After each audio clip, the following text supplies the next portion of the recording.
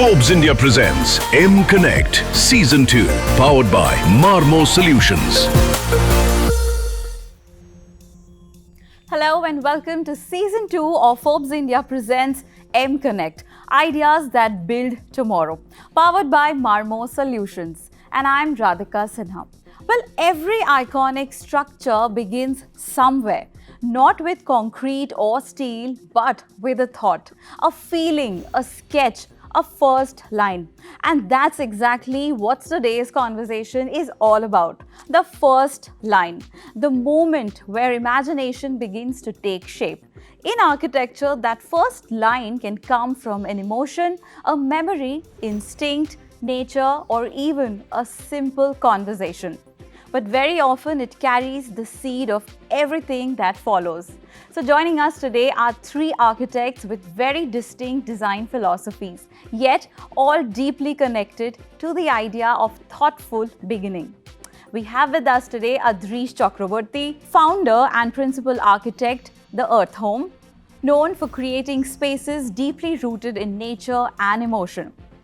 We also have Sumit Dhawan, founder and principal architect, Cityspace 82 Architects, whose work blends bold visual identity with functional designs.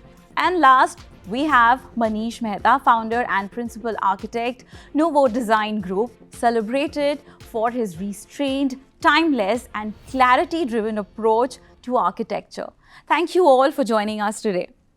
Thank you for having us. Well, I have a feeling it's going to be a great conversation today. And let me begin with you, Adreesh. Yeah.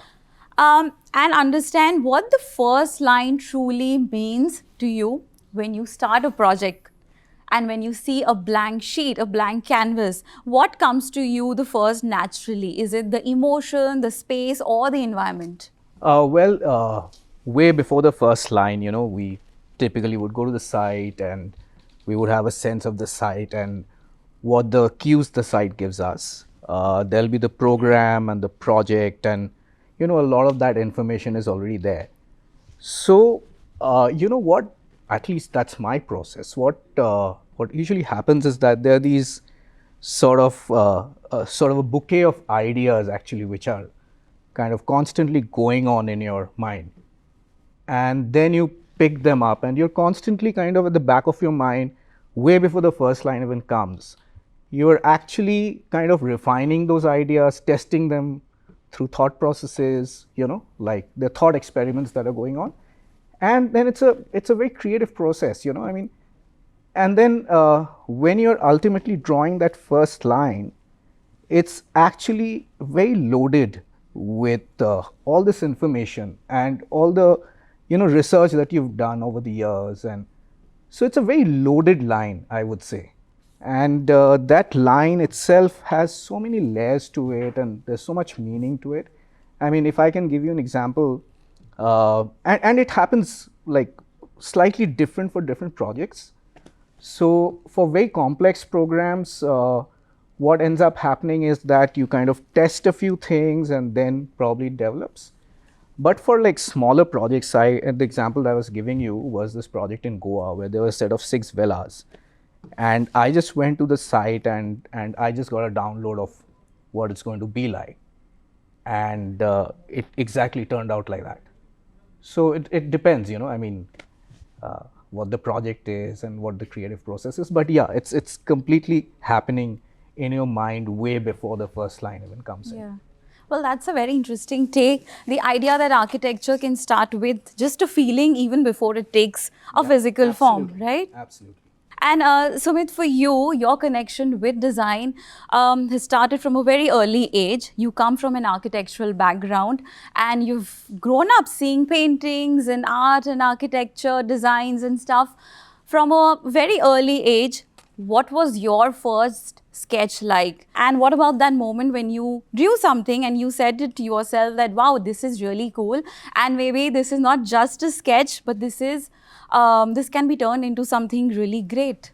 I belong to a family in which my dad is an architect. So obviously I was very lucky to see things like drafting paper, you have parallelogram, you have tracing sheets, ink pen. So many things used to be there around me. So it always used to feel as if architecture was never work. It was always a language in our family.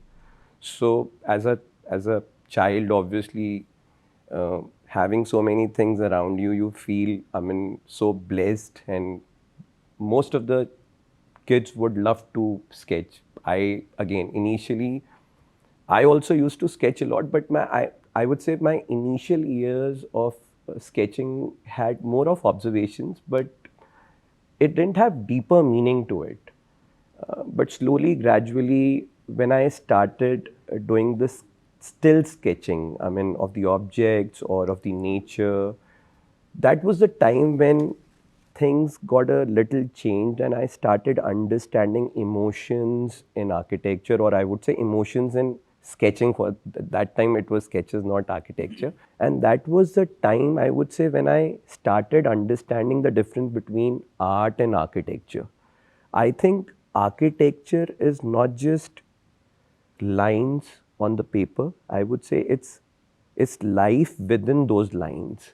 So I think I would still say that that process when I started doing the still life sketching is still there in me even today, and that's how I'll start most of my projects.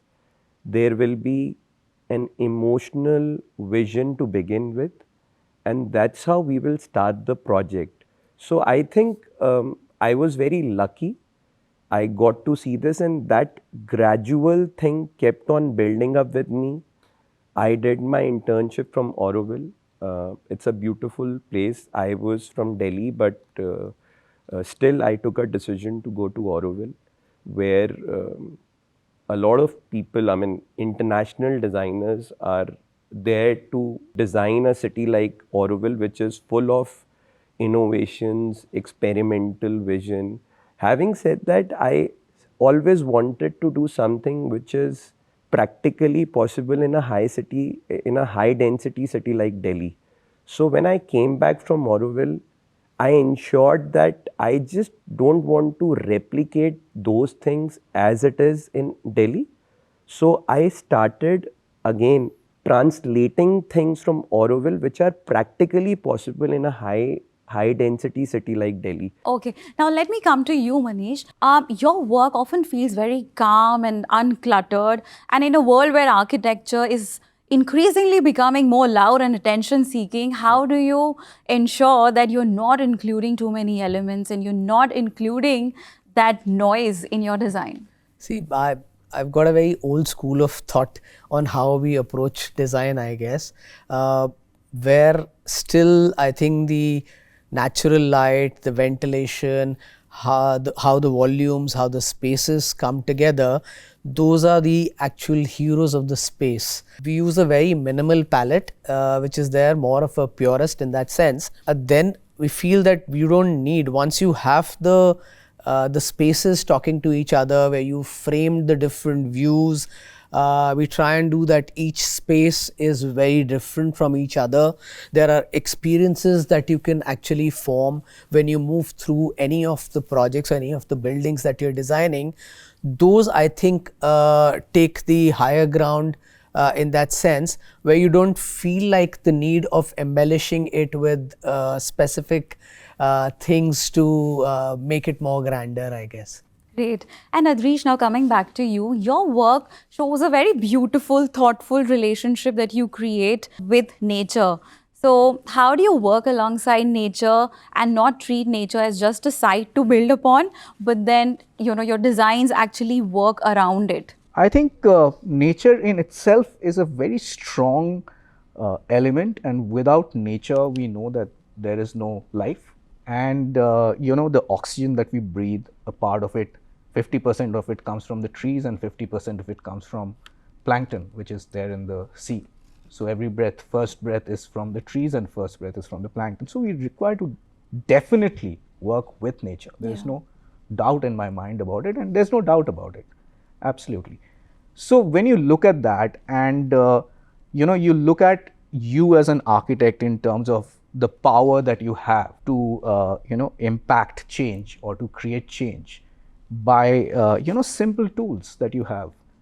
It's actually a very simple set of tools, and I'm quite surprised that all over the world people don't use it. In fact, during COVID, I took 5 to 7 different classes online of architecture students all over, from all the colleges that we had connections with. And I was just trying to, I mean, they're master students, so I was just trying to kind of tell them that, like, this is a very basic part of your education that you're missing out on.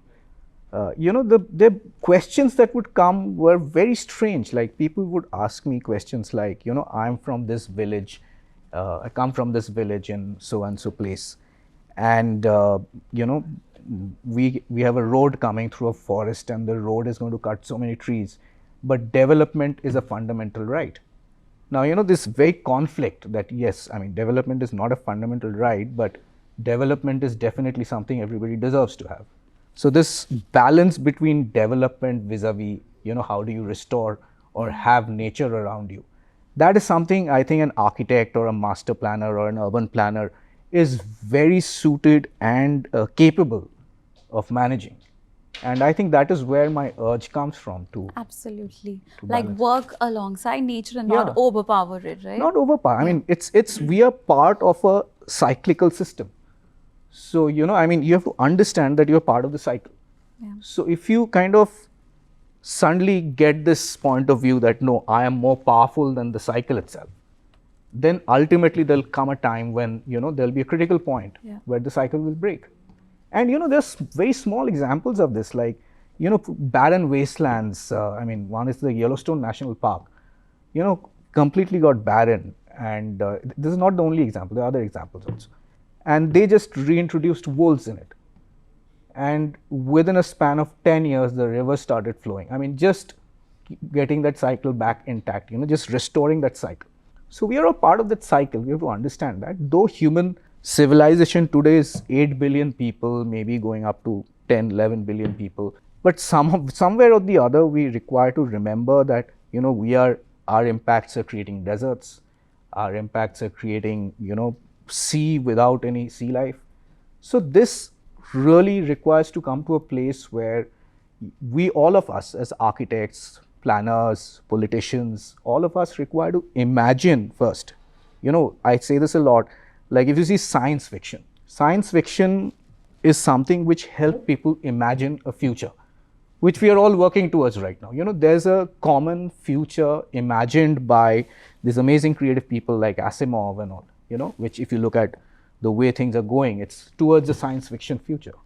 So similarly, all of us require to imagine in cultural thought of a world where our weight is not there. Yeah, and we should balance it out We should properly. balance it out. It's like a a future where energy is clean. Yep. A future where you're not a burden on the earth. A future where materials are very light and not kind of taking on resources. I mean, it is possible. It is very possible to imagine this. Coming to you now, Sumit, your work balances bold visual identities with functionality. So when you start a project, do you imagine the final experience or that evolves gradually over time? I would say a bit of both. To begin with, it's always an emotional vision. You are attached to something, you're looking for something. It's a kind of feeling which you want to inculcate in a project. So you will start with a feeling which can be calm, it can be timeless, it can be grounded, it can be dramatic. But having said that, once you are into the process, slowly, gradually, that emotional vision will start converting into reality, wherein there'll be practical constants. There'll be narratives from the client side. His lifestyle will affect the project. The context will play a very important role. The materials might change the mood. So obviously, I would say the initial concept of that first line will always be there back of the mind. But end of the day, when you're translating the whole thing into a reality, then these constants will come into the picture, and it will change the whole dynamics. So I would say first line is not just the complete story, it's part of it. And the end product, what you get, is a balance of both. Okay, great. And Manish, coming to you, you have so many years of experience. Do you still get jittery before starting a new project? There is a certain I would say positive nervousness which is absolutely there whenever you're starting a new project on what you actually want to achieve. But I think if there is a design process which we've actually evolved over the years, which are now almost become very instinctive, what you've learned over the years, that actually helps you to ground you, to give you a right guidance, a direction on where to begin. Things like a context of the space which is there, which is very important to us whenever we start off with the client's aspirations for that project, what he wants out of the project, and trying to bind all of that together with our sense of aesthetics and our thoughts to try and create something which is unique and bespoke, which genuinely somebody can touch, feel, live, and he's actually going to experience the whole thing.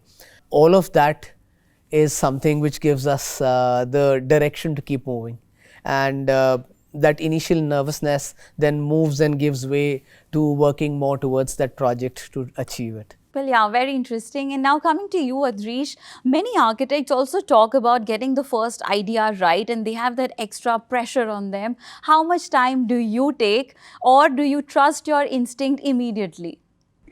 You know, like I told you, like in the last this thing, that there is a huge thought experiment already going on. So, you know, I have stopped looking at anything as a first idea.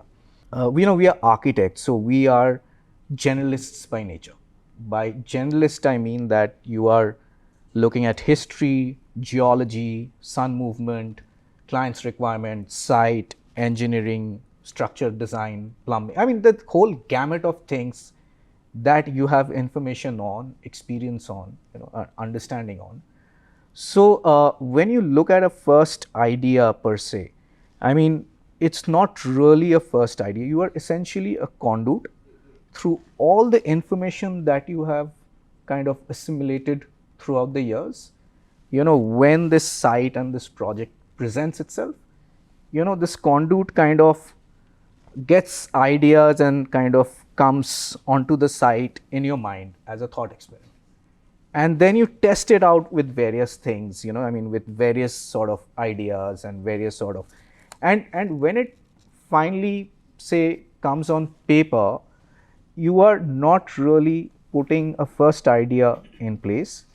You are kind of actually expressing a hugely layered thought on the first few lines.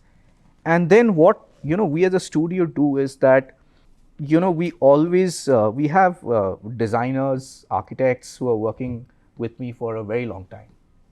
And they are very expressive about, you know, what their thought process is. And we have a very sort of a, I would say, open ideation. Anybody from an intern to anybody else can kind of, if they're working on the project, they'll. So we oftentimes actually do 2-3 proposals. So, you know, we are doing one and I'm developing one, and then somebody looks at it and says that, AD, this is, you know, I think this can be done better. So I said, go ahead and develop it. So it's like an internal sort of a, you know, 2-3 things going on together, and then they get assimilated together, and then we test it out against. So we are always questioning each other. Okay, then what is going to happen here? So then what is this? And they're questioning me, I'm questioning. So it's a great sort of a creative process. Okay, now let me come to you, Sumit. How important are interactions and studying the client, and how much does it change your initial ideas eventually? I think that's the essence of a project. I always feel that it's very important to listen in a project.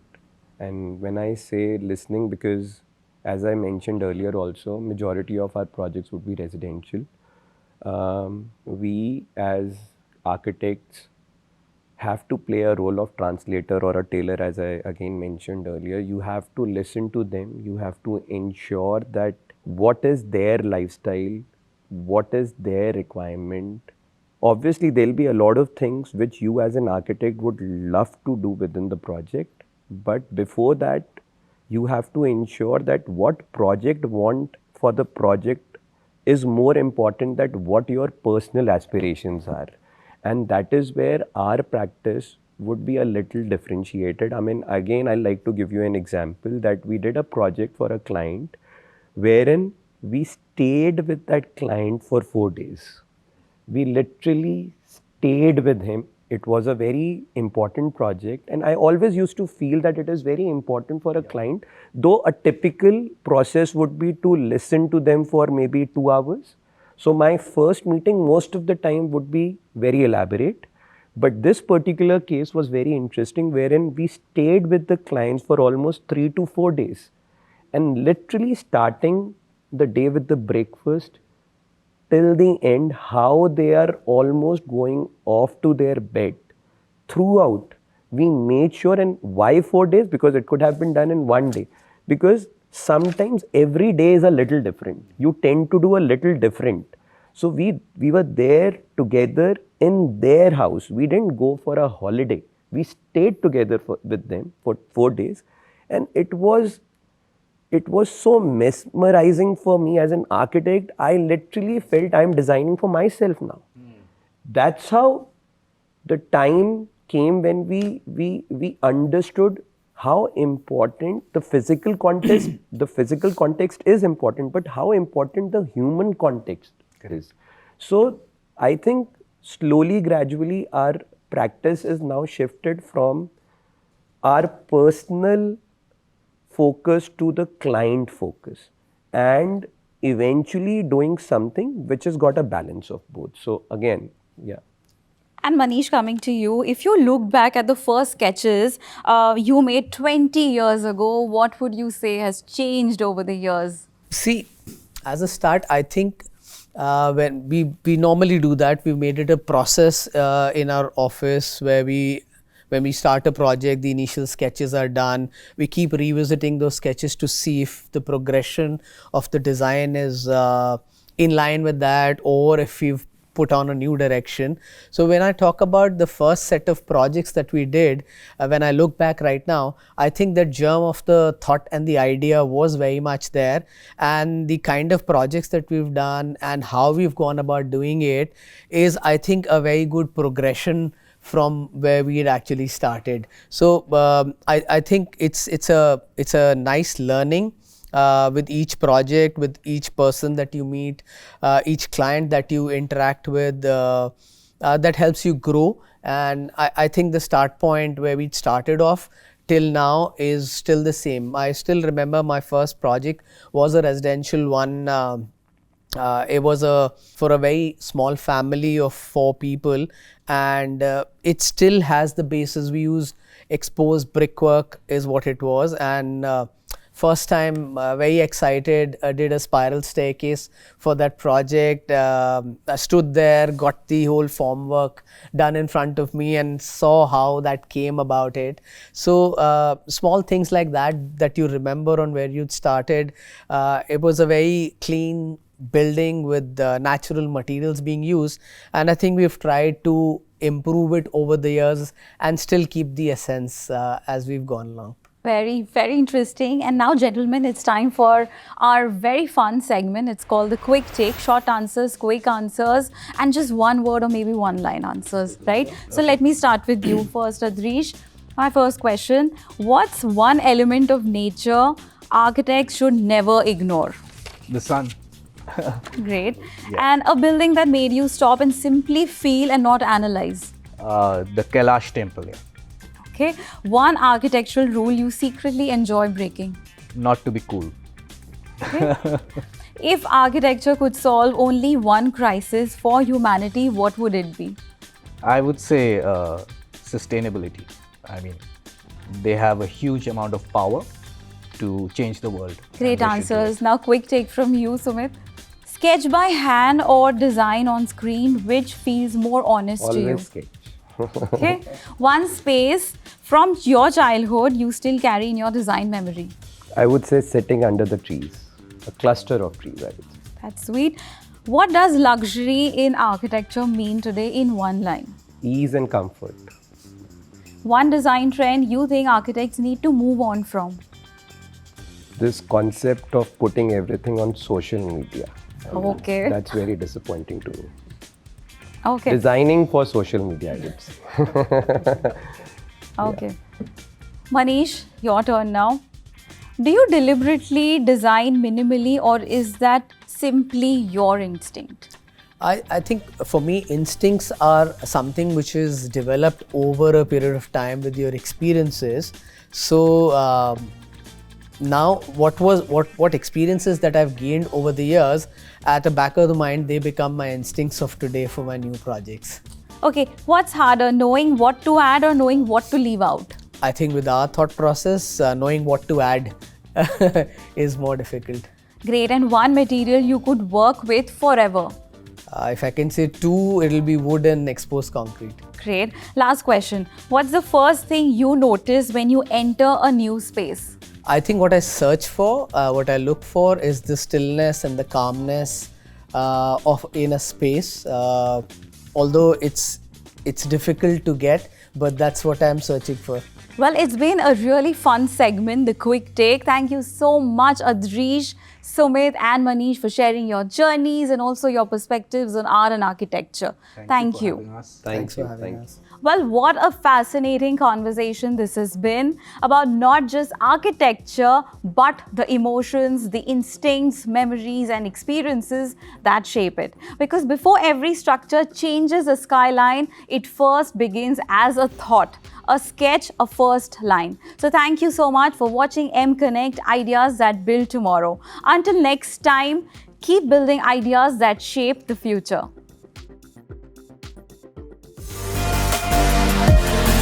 Forbes India presents M Connect Season 2, powered by Marmo Solutions.